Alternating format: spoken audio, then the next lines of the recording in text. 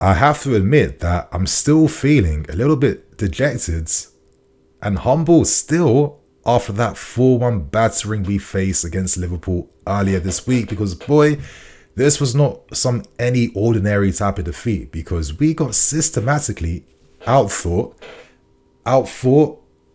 outplayed and outclassed. It was a very brutal defeat, and it was the type of defeat that was so brutal that it makes you smell the coffee finally. And I think that smell is we must accept what our team is right now. Is it a bit redundant to still have these high expectations for the players in the team in this season, where you're like, okay, this is Chelsea Football Club. These are the levels and standards that we maintain. Anything underneath that, get out this football club. Our history is about winning and competing. That's what we do. And, you know, it's a bit of a rude awakening when you realize that this team isn't really ready to live up to those high standards and levels set before them by many great Chelsea teams over the past few years, right? And I think at the time of that defeat, I was really annoyed with Pochettino. And I think in his post-match press conference, his reaction didn't really sit right with me. He instantly said, "We forget about this defeat." And I was like, what? Like, how can you not discuss the referee completely killing any hopes for us to get back into that game? You know, why are you not taking accountability for your part in the game? Why do you have so little things to say after a defeat like this? But, you know, I thought about it, and I've been thinking about this for the past few days, and it's actually kind of like finally made sense to me now as I'm recording the video. And he mentioned this example of, you know, Jurgen Klopp being in a similar position, right, where his Spurs team beat them 4-1, yet did anyone call for Klopp's heads? And he gave the example that after those seasons, that season, they got to a final of the Champions League, they won the league, and they finally won the Champions League. And that loss became a memory that everyone collectively forgot about, because Liverpool moved on to bigger and better things. And I guess I can understand what Pochettino is going with and why he had that energy after the defeat, because it's about making sure this team doesn't beat themselves up with a defeat like that. Because if that Jurgen Klopp Liverpool team believed that they couldn't better teams like Tottenham, if that was their level, it would mean that ultimately they could never rise above that. And during the first years of a redevelopment of a football club, these types of unfortunate defeats are going to be a thing. But it's all about boosting the team's mentality. It's about strengthening it, right? It's about reinforcing that winning nature. Yes, we suffered a defeat. We throw that behind us right now. We have a grand plan that we're going to stick towards. We're not going to lose faith and hope behind the vision I have for this football club. And that's exactly what Klopp's Liverpool team did during that time. They didn't think that that was their level. They rose above that. And look at what they've done ever since. I think it's a real world example of how long it takes to rebuild a winning mentality. Not just this fake mentality where we think if you buy a player or two, you're instant winners. No, I think being a team that's ready to win, a lot of times it's a mental thing. So I can understand where Pochettino is getting at in terms of accepting it, forgetting it, moving on, and being so focused and being so resolute and determined with the project that he's building at our football club. Today, my friends, I'm here to discuss all things preview, press conference, team news, and predict the lineup. Share your thoughts and opinions.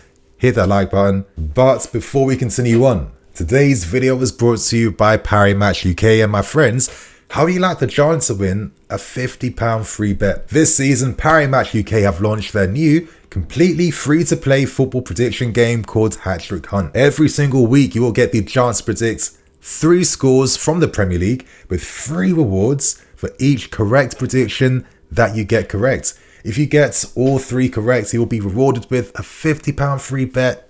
It really is that simple. So as you guys are seeing on screen beside me, I've gone for West Ham to beat United 2-1. I think teams in the top 10 are taking points off each other, and I think United are weak to counter-attacking teams. So I think West Ham might do something surprising. Of course, I think Liverpool and Arsenal will cancel each other out. I think Liverpool will take a point, to be fair with you, to just maintain their unbeaten run. And I think we might beat Wolves tomorrow, even though it doesn't make sense after the defeat we took. But, you know, we're playing at home. We have a lot of attacking players back. This is the moment for Pochettino now to use this game to bring confidence back to the team. So, do you guys agree with my predictions? If you'd like to get involved yourself, click on the link below. Of course, you must be 18 plus or over to play, and full terms and conditions apply. So thanks to my friends at Parimatch UK for sponsoring today's video. Let's discuss some of the key points from the press conference, and naturally after how the January deadline window ended with Broja leaving to go on loan to Fulham. Pochettino had to give his thoughts right, and you know, in typical PR Pochettino modes, he said that he's not mad that he's losing Broja. It's probably good for the player to get consistent minutes and to play more. And he has Nicholas Jackson, who's returned back, and Nkunku's back. And let's not forget about David Washington, even though it kind of seemed like Pochettino himself had forgotten about the striker. But of course, talk then turned towards Nkunku. He scored a great goal against Liverpool, the type of goal that no one else scores. And it was like the best reminder of the type of quality that we've been missing out on for like half the season. Imagine if we could rely upon this type of brilliance throughout all those moments. I think our league position is a bit different, solely based on Christo and Nkunku. So I think Pochettino wants to keep things level-headed and on the grounds. Yes, he's a big player, he's important, but I think his only focus, and our focus, is on maintaining and building his fitness. And I think that's the key thing right now. And let's hope that Christo can go injury-free, touchwood, until the end of the season. And that's why Pochettino seems quite content with the quiet January window he had. Now, I do believe that in January, he did want to make some additions to the team, but it seemed like nothing could come to fruition. And I think the club did the right thing, because it came out afterwards, and I was happy to read this report, that the club kind of realized some of the mistakes they made last January. And I think a lot of that was based on this blind hope that if we invest big in January, we'll single-handedly climb up the table and we'll meet our goals. But when that did not happen, I think reality set. And it's like, listen, we don't have unlimited money to play with. You look at guys like Joao Felix costing like 20 million. That is money that could be better invested if we go for the key top targets we actually want to get. If that means waiting until the summer window, we will do that. So I was more than happy with that. But to move on, of course, naturally, Pochettino had to give his words on what happens, after that defeat to Liverpool. And as I said at the start of this video, he reiterated that we forget about that game. Even though we acknowledge why we lost, that we weren't good enough. Of course, we're going to be critical when we analyze what happens, but we have to be realistic and also admit that it was bad. And I think by doing that, you can also come to terms that this doesn't reflect who we are or how we are as a team right now. So if there's only one positive I can take from such a humbling defeat, is that Pochettino should now know, okay, whatever mistakes I made in that game won't be a thing at the end of the month when we play against Liverpool in the Carabao Cup finals. So hopefully we can at least take a positive from the humbling that we took. And of course, one of the interesting parts of the press conference was Pochettino kind of revealing that, if he was to bring in an addition to the team, he liked to bring in a set-piece specialist. Now, I find it interesting because I definitely know, and I've said this a lot in videos, that he was actually really keen on keeping Mason Mount. I think one of the good things about Mount is set pieces. Now, when we think set pieces, it's not just things like scoring from free kicks. It's about having that dead ball specialist, from corners, from long free kicks, etc., etc. And I think that is something we have missed out on. You're seeing Conor Gallagher doing that. He's just been mids. He's not been excellent. There's not been enough danger. And I think when we create so many moments like this, and the fact that we can't take advantage enough of them, I can see why Poch wants to have a more specialist player in his team, because ultimately, how many points do you win from that individual action alone? And I think if there was someone you target for that, I'm looking at Michael Elise of Crystal Palace, yes? So, my friends, that is the press conference out of the way. Let's end things to the predictor lineup. And you know what? I think against Wolves, we have to attack. And I think if there was only one positive, actually no, the main positive was Nkunku's goal against Liverpool, but the second positive was how we ended the team. I hope we take some influence from the team we used to end the game against Liverpool. So in this team, I've gone for Sterling on the left. I've gone for Nkunku up front. I've gone for Palmer on the right. In midfield, I've gone for Carnes, Enzo Fernandez, Caicedo, and defense of Ben, Badia, Silva, Gusto, and Petrovic in goal. I think now it's a very offensive lineup, but I think we have to kind of embrace our attacking nature in this team, right? I think, I've said this quite a lot, but we aren't good enough to play the perfect game of football where we can not only dominate possession, not only stop teams on the counter-attack, not only keep clean sheets, but then also win games by convincing margins. We're not there right now. I think that's something we must work and build towards over the next 12 to 18 months. We have to be real. So I do think if there's one thing you want to take from a write-off season is, does this team have the personality to score goals? Does this team have a sense of attacking identity in them? Is there something offensively that we can grow this year and then carry forwards into the next season? Because if we don't do that, effectively we remain in Groundhog Day, where it'll be another season next year of restarting things all over again, and it can't happen, right? So I do think that maybe embrace the talent you have.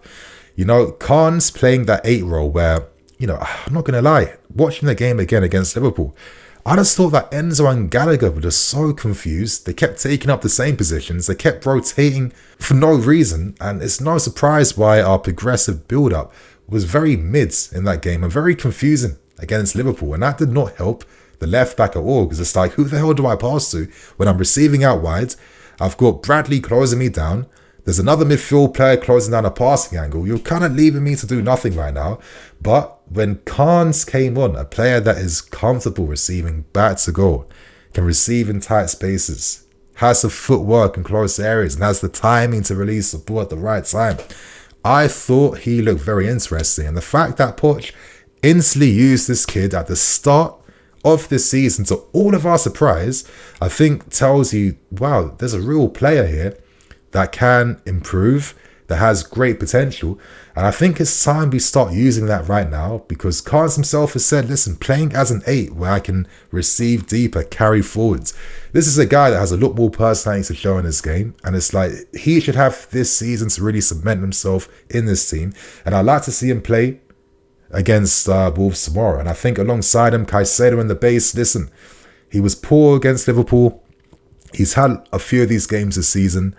But I just think that maybe if there was better connected presences alongside him, could it at least minimize some of these issues potentially, right? And I do think if Enzo has a bit more focus back in his game, we'll see what he can really do, because I feel like he's been one of the victims of Pochettino's tactical ideas at times.